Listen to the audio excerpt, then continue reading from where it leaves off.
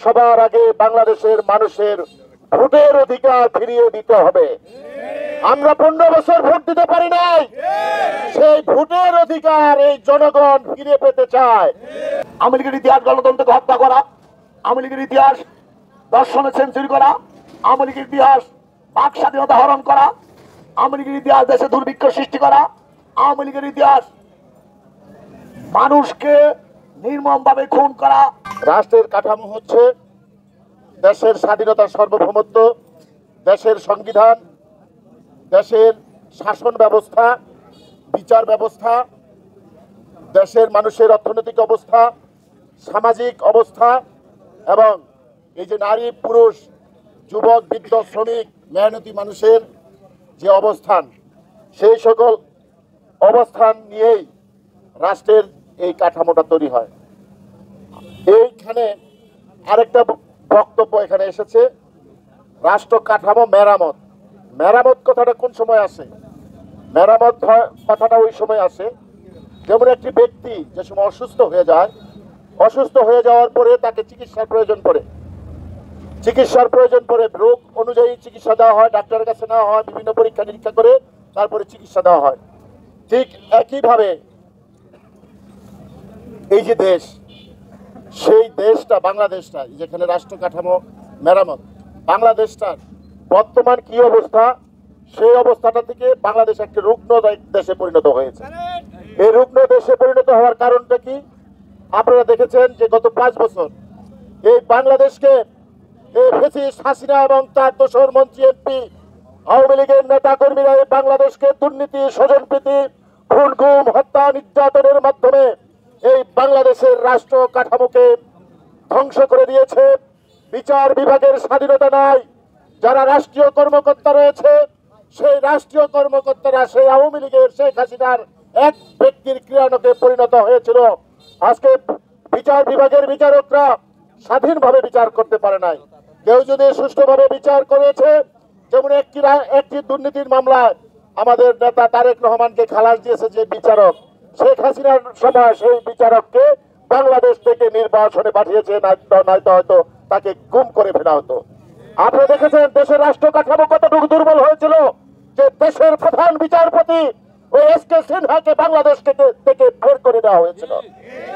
আপনারা দেখেছেন যে একজন পুলিশ, একজন সরকারি কর্মকর্তা, তাদের আচরণ, সেই আচরণগুলি ছিল পুরো সরকারি কর্মকর্তার মতো নয়। আমরা উন্নত বিশ্বে আমরা দেখেছি যে একজন থানায় যদি একজন সাধারণ মানুষ যায়, ওই সময় থানার যে কর্মকর্তা আছে উনি তাকে স্যার বলে সম্বোধন করে। কারণটা কি?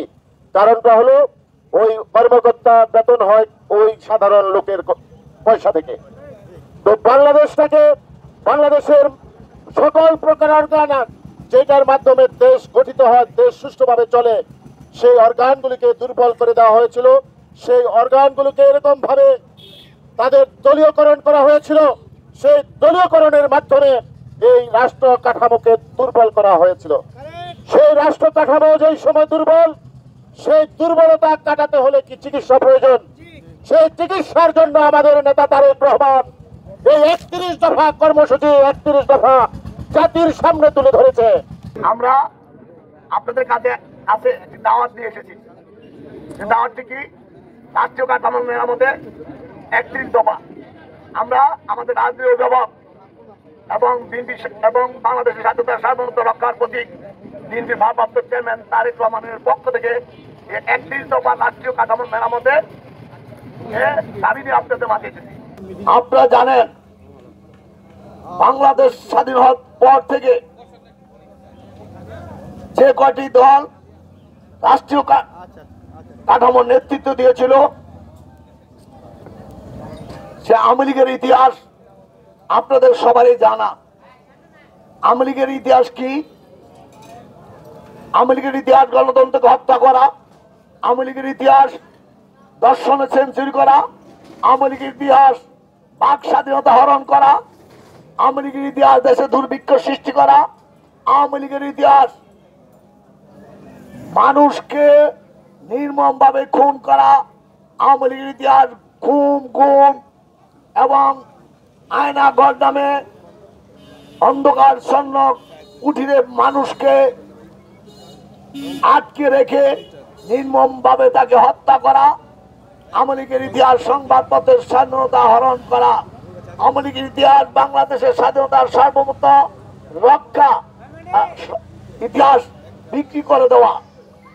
আজ আপনারা জানেন 71 থেকে 75 সনে আওয়ামী লীগ কি করেছে, 96 থেকে 2001 কি করেছে এবং 2009 থেকে 2024 পর্যন্ত কি করেছে।